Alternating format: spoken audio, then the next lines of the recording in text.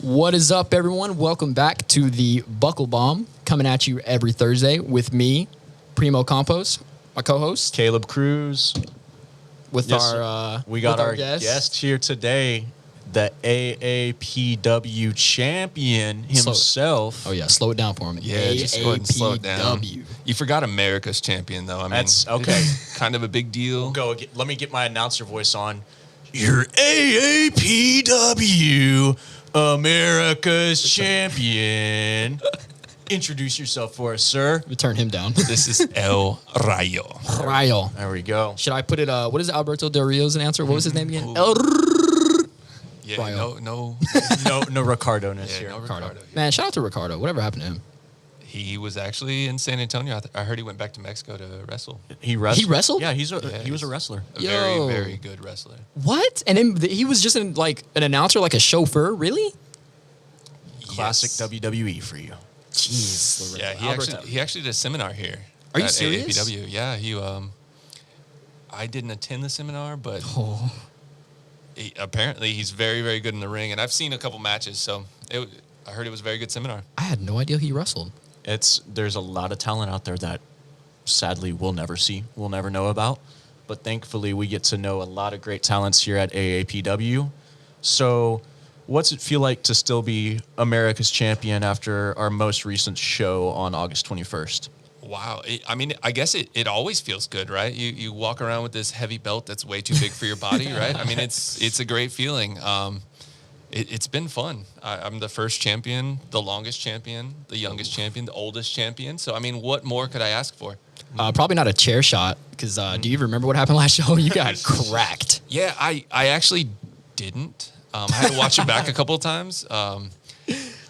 That was a pretty good chair shot to the head, to the back of the head. To the back of the head, T-Ray. You got any thoughts on T-Ray? You got something to say to him?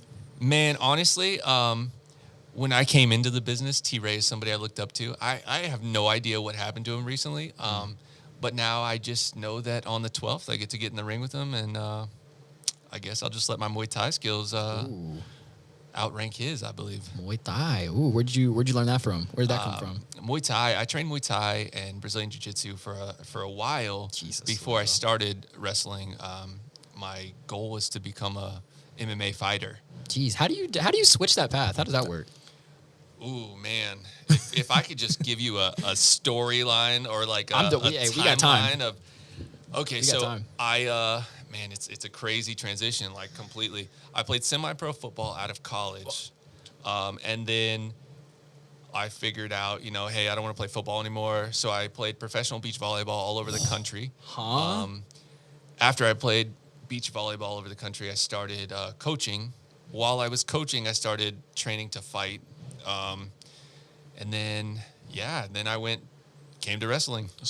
Man of many talents right there. Okay, before we go on, I love football. What position did you play? I was a quarterback. You were I can see it. So I'm honestly. not- He has the quarterback smile. He had the quarterback smile and the aftershave of a quarterback. Yeah, there you go. It's that 6 o'clock shadow. He 5 o'clock touched on shadow. that football thing, but let's touch on the volleyball. Honestly, 'Cause yeah. That's, Okay.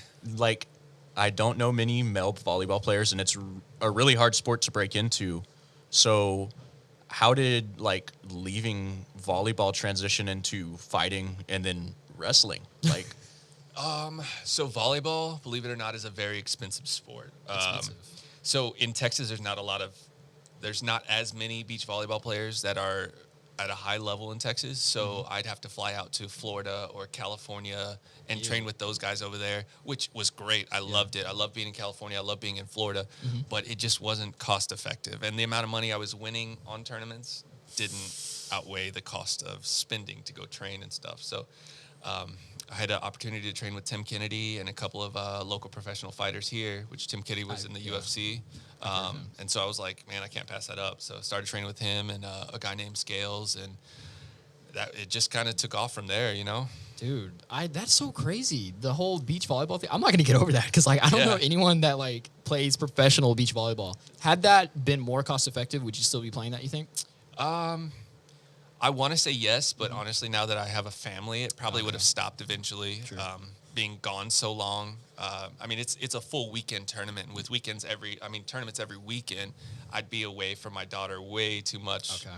You know, Family man. yeah. Family man. Respect that. I respect that. Did you get out of football and go into volleyball for the sake of your body, or just for I needed a change? Well, football was like an on and off thing. So I went to college to play football, and for whatever reason, financial aid didn't come through. So I left college because of financial aid, started playing semi-pro. Semi-pro doesn't pay. It doesn't. It's just I kind have, of like I have friends fun, that do you know? that, yeah. So as soon as I was able to do something different to earn money, I jumped to volleyball.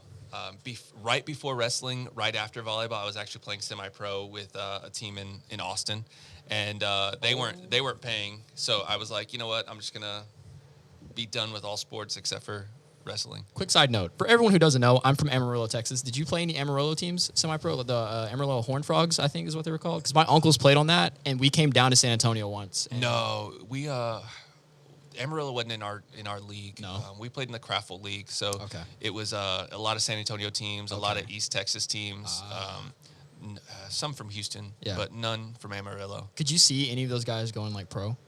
Were any of them good enough? Man, there were a lot of guys who played college who probably should have Yeah. went pro and probably made some bad decisions in between college and That's pro. what semi-pro is with football. Yeah, so it was fun. I mean, I met a lot of cool dudes out there. And it was a great that's crazy. experience. So you met a lot of cool people out there with that. Now talk about your experiences coming into wrestling. How long have you been wrestling? What's the journey been like thus far? Oh man, wrestling's been crazy.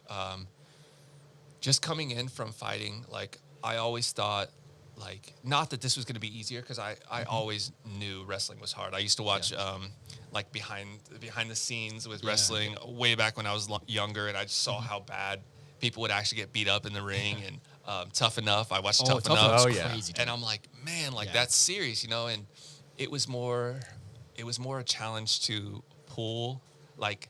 not pull my punches because I don't really pull my punches. I just have to learn how to do them, Like different. navigate them? Yeah. different way? So that was a huge difference. My kicks, I was told not to kick because my kicks are. I guess Stiff? they're still Too pretty stiff. stiff. I don't know. We have to ask Twan about that. I mean, I kicked them pretty good. Oh. I'm match. sorry, Leroy Brown. Leroy.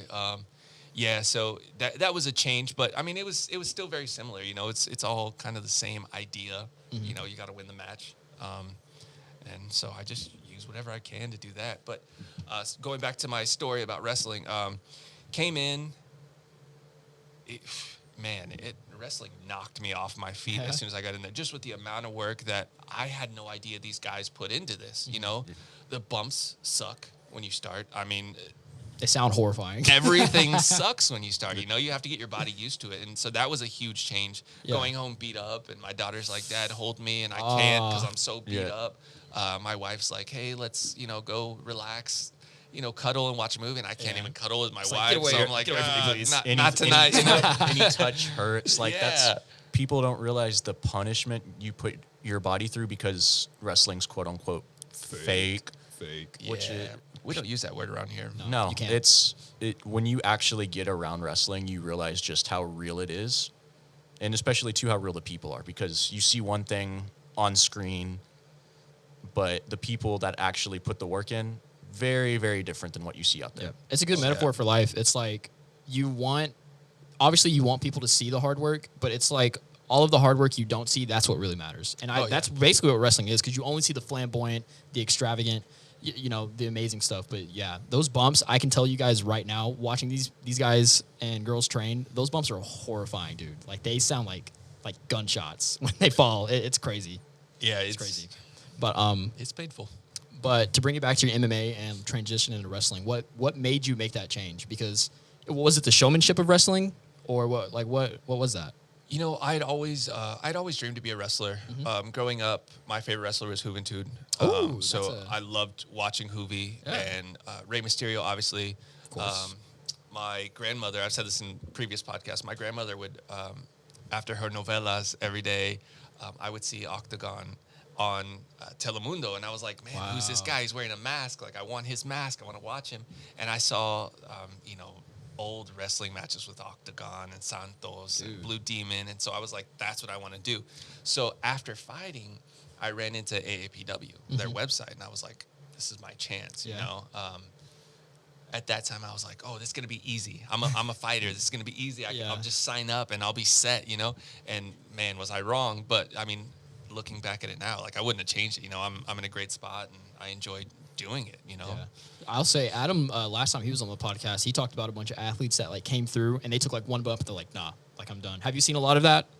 You know, I do see a lot of guys who come in who maybe have like backyard experience and they're like, oh, this is easy. Like we do this, but we do it 10 times worse than y'all. We actually had a guy in class say that what we did was nothing, that he could do worse. And he ended up quitting shortly after because he couldn't take the bumps. So it Sayonara. happens. Sucker. I don't know if that's in it. Is that a movie line? I don't know. Yeah, 100%. I have. Anyways, on to the next question. You were talking about you saw their website. For those of you who don't know, AAPW does have a website, and they have a documentary, and you show up in that. Was that your first match? Yeah. Do you remember that? Yeah, no, I 100% remember that. Yeah, it was. That was my first match ever. That is crazy. They have that documented, and then like that's really crazy to look at that timeline because you see you starting off there, and then you're here now as a champion like that. Not a champion, the champion. Yeah, don't get it twisted, Campos. All right. I'm gonna bye, guys. Peace out. No, but like, how do you feel? Do you often watch that and go back to that and reminisce, or what does it feel like to know where you came from? I mean, it was kind of crazy because at that time I was in such awe of everybody around. I mean, you had Adam coming up, you had Donnie Giovanni, who was no longer at AAPW, but yeah, he's on some of the posters in here. Yeah. I mean, T-Ray was there. We had Massive, rest in peace, Massive, Massive, just all these big names there, and I was the new guy, right? Yeah. And the only reason why I had that match is because some of the guys actually traveled to wherever, I think it was in New Orleans when WrestleMania was in New Orleans. So a lot of our guys traveled to New Orleans to try and get on a show over there.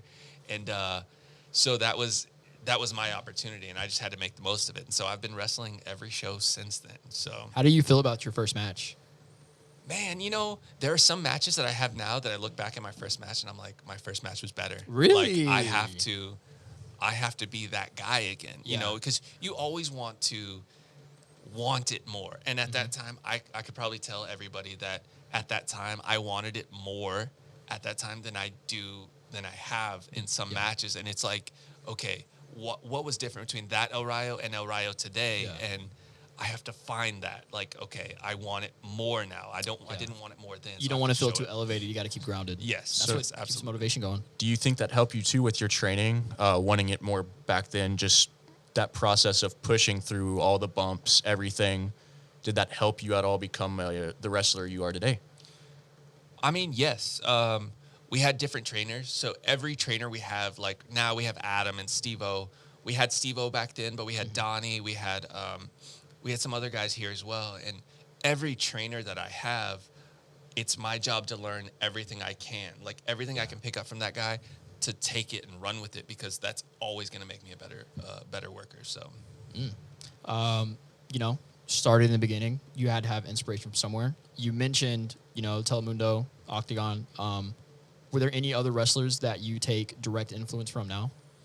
Man, there's a lot. Like growing up in San Antonio, Shawn Michaels has always been one of my favorites. So I always give a little call back to Shawn Michaels. Have you ever met him before? You know, I've never met him. To be honest with you, I haven't met a lot of wrestlers that I admire. Really? I'm actually in talks with Hoovy to try and get Hoovy here for a seminar. So I've been reaching back and forth with him on Instagram. So hopefully that happens soon, and then finally I'll meet one of my idols. But that's pretty cool. Yeah. So I've never met Shawn. I've always wanted to. Yeah. Like Triple H, D-Generation X had a huge they were huge influence on my life. I would walk around class, tell everybody to suck it. Crotch chop. Getting sent home early because you told the teacher just out of nowhere. Maybe don't do that, kids. Stay in school. Don't do that. Terrible idea, but I feel like be on a roll. Anyone from that time, it probably happened to him. Yeah, I'm sure. What was your favorite? Did you ever get sent home for that? No, I never did. I was like, shoes. I would always do it, and I'd see a teacher come, and I'd be like, oh. I'm just scratching myself. Yeah, they never caught me doing it. Okay, there we go. What was your favorite version of DX? Man, I want to say the first version with well, so let's take that back. It was only when it was Shawn, Triple H, and China. Yeah, when that was good. When they had Mark Marrow there. Was it Mark Oh, Marrow? Yeah. Was it? I don't think it was. It was Rick Rude. It was yes. Rick Rude, yes, Rick and then Rude. he switched over to WCW. Yeah, Yeah. I didn't Okay. really like that. That was the very beginning. But Yeah. I mean, my favorite stuff was when, Shawn Michaels had 2 belts, right? He couldn't hold 2 belts. Yeah. Vince Yeah. made him fight Triple H for the other belt, and he just laid down. I was like, yes. If I ever have to fight one of my brothers in the ring, I am doing that. So. Yeah, I'll go ahead and make everyone hate me now. I like the older version of DX when it was just Shawn and Triple H, like in what was it? It wasn't late 2000s, like It was the 2008. 2008 is that when that time? Mid 2000s. Yeah, when they were like the old men. Yeah. That's what I grew up with though. So Yeah, they were funny, they were funny. but Shawn wasn't nearly Yeah. as bad as he was. No, in the ring at that time, Shawn was still great, but back when DX first started, they were untouchable. No one else came close to DX. Like, There was like 3 iterations of DX, right? Technically, but the There was one. original DX, the things they got away with on TV. It was crazy. That was bad. Uh, The one with against the nation. That's bad. There's things we can't even mention on this podcast. It's a family show, guys. Family show. But you talk about Shawn. So do you look back on a lot of his matches to kind of give influence to your matches, or do you have your own style? I do. I look back on some of Shawn's matches.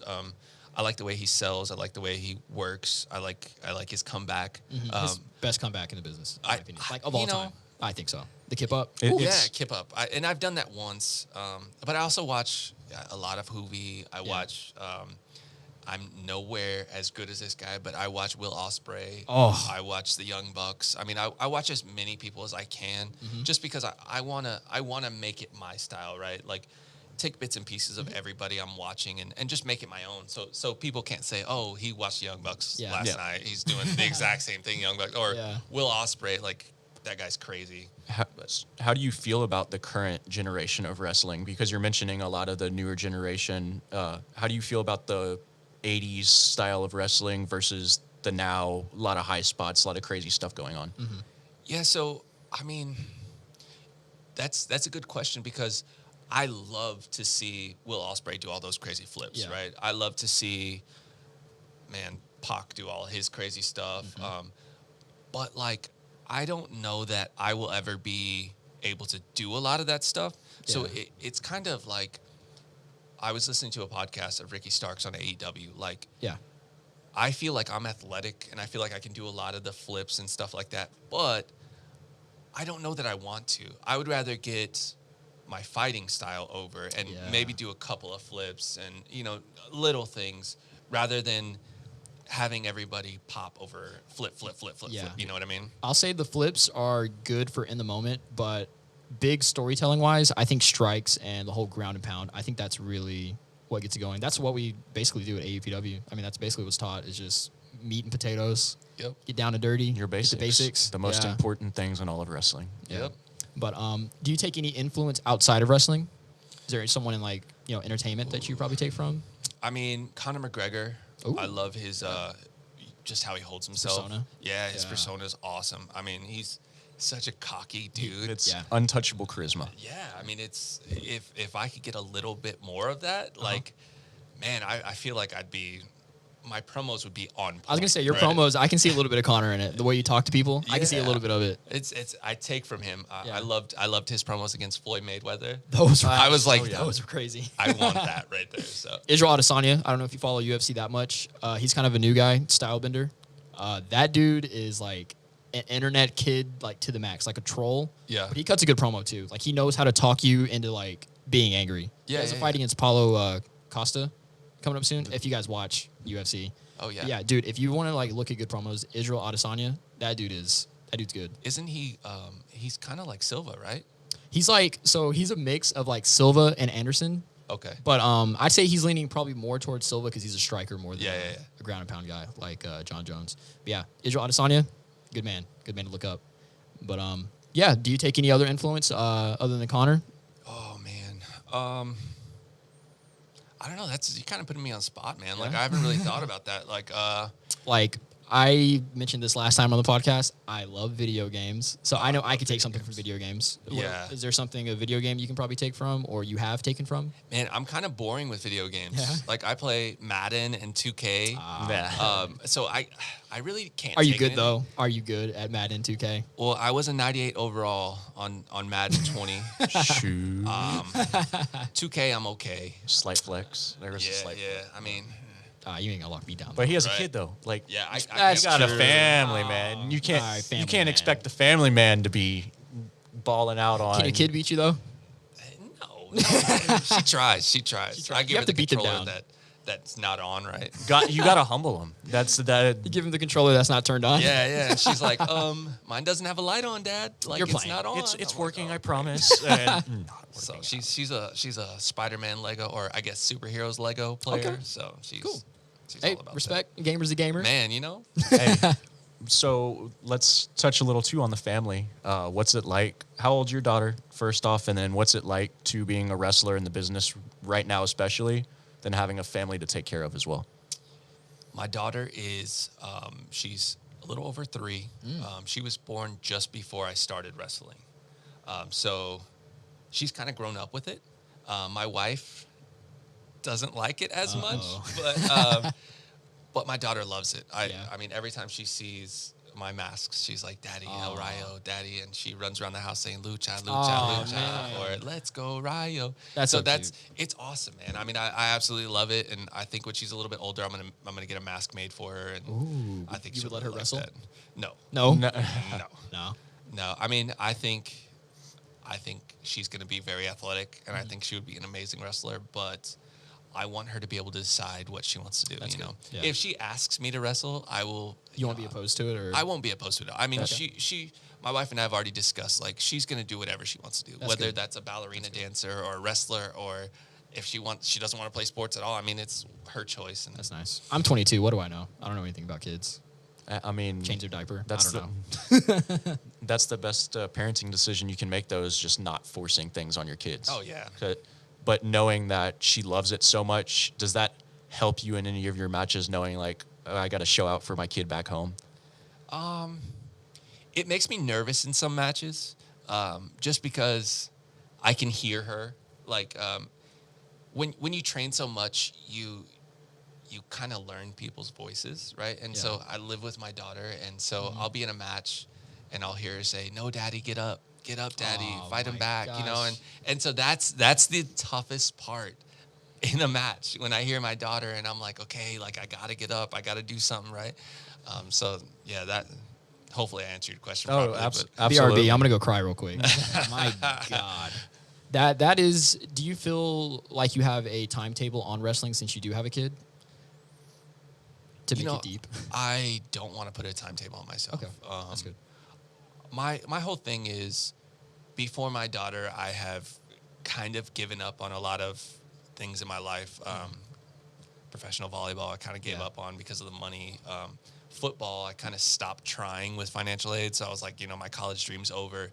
I never thought I would play professionally, but I always wanted to say I played college football so I could coach high school and give off what I know.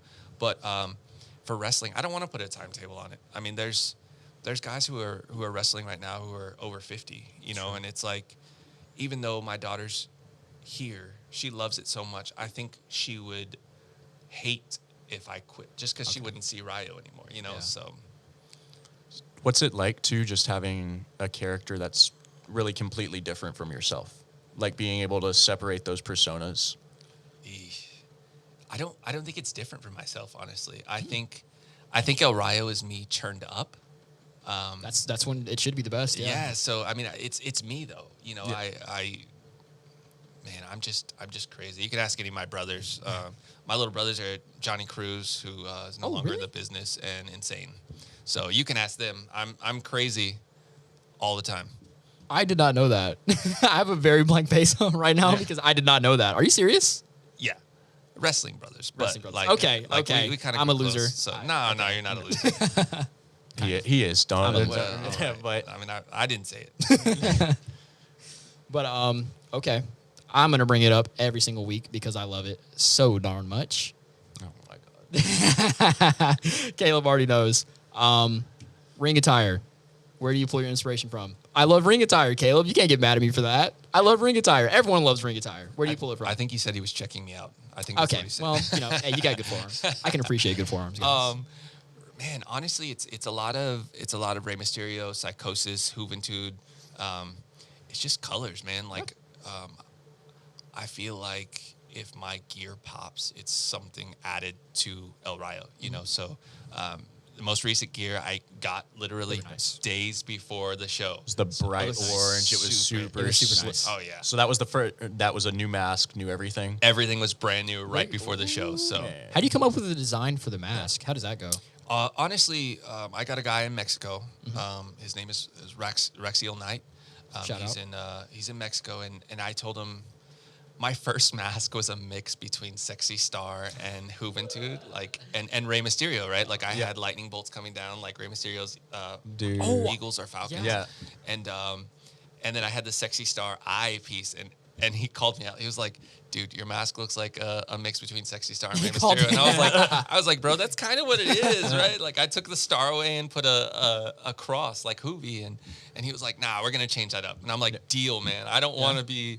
You know, not that there's anything wrong with those people, but like I don't want to be. You got to get your own. I want my own stuff. Yeah. So he created the design, and anytime I want something, he's like, "All right, got you. Like, don't even worry about it." I'm like, "Just make it look good, man. These are colors I want. Just make it look good." And he's like, "I got you, man. I'll make it look nice." You coming up with any new logos? Because I know your hand signal. I think that's pretty good. You shirts with that's a seller. That's a money grab right there. But are you thinking of any other logos?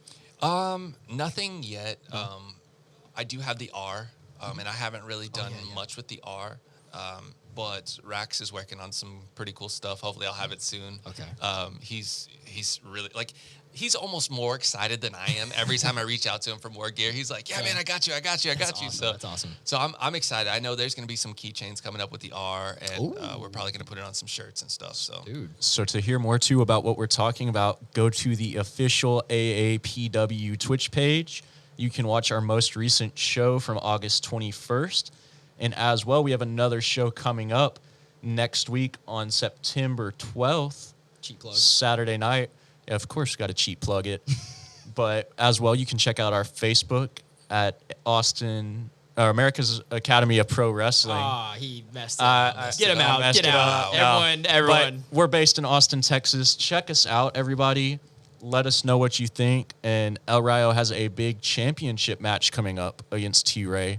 We touched on it a little bit earlier, but what's that fight going to be like? Because it's going to involve a lot of heart and determination, I would assume. Yeah, I mean, so if anybody has seen pictures, T-Ray is like twice my size. Dude, he's like, man, he's like chiseled from stone or something, man. That guy is huge.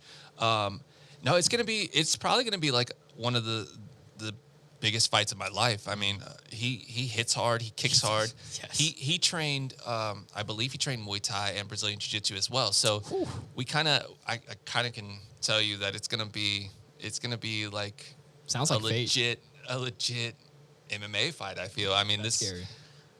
He might have punches on me, but I really think I'm faster than him. So he did talk about speed last time. I mean, if other than speed, what else do you think you got on him? Because that dude is huge. He's the champ. I mean, he has that already. I do have the belts. True. I mean, I know he has greenback, but sometimes I feel like greenback's more of a hindrance than he is a help. Ooh. So I mean, that could hurt him.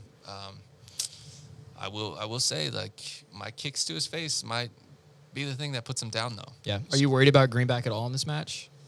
And I'm not. No. I mean, I think I've super kicked greenback enough that I think he'll stay out of the way.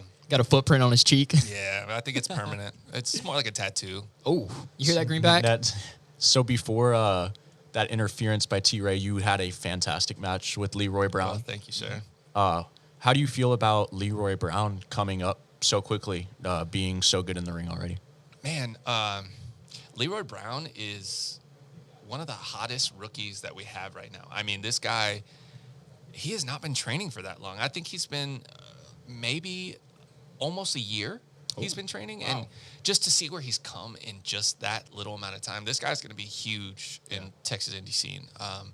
But that match, I had to go to a different place in that match, and I knew it coming in. I don't know if y'all saw the promo I cut. I knew I would have to be more of the old El Rayo, the bad guy El Rayo in this match, just because I have to do something different. Twan is one of the students, and I trained Twan. So, I mean, it's like he knows a lot of the stuff I do, but he didn't know how I was back then. So True that. That's experience talking. You can see in his promo, too, that dude was going to bring it. Oh, yeah. He went from very, hey, I'm having fun, and then he was like, hey, like, I'm here to cut you down. Oh, yeah. And on that point of new students, do you see any other guys rising up that you got to keep an eye on?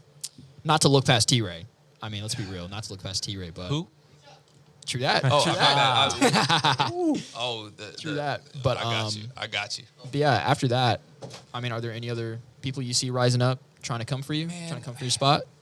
There's always guys coming up, I mean, I don't look any further than Insane. I mean, Insane is he's improved so much in just the past year. Like he's one of the guys that really worries me. And I know we had a match a couple of shows ago, and it was. He knows everything I do. I know everything he does. I mean, I think he's going to be one of the next guys who really gives me a run for my belts. I mean, I'm going to step over T-Ray real quick, and then it'll probably be Insane or, I mean, even Rob the Builder. Rob the Builder, I think he's coming back soon, and he'll be somebody good.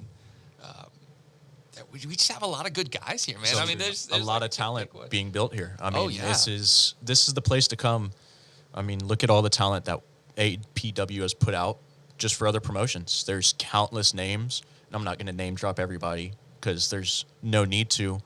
But if you want to come and learn, like, this is the place to be. Oh, 100%. 100%. So you said you're training a little bit now as well up here. What's it like going from student to teacher and being able to pass on that knowledge to other people?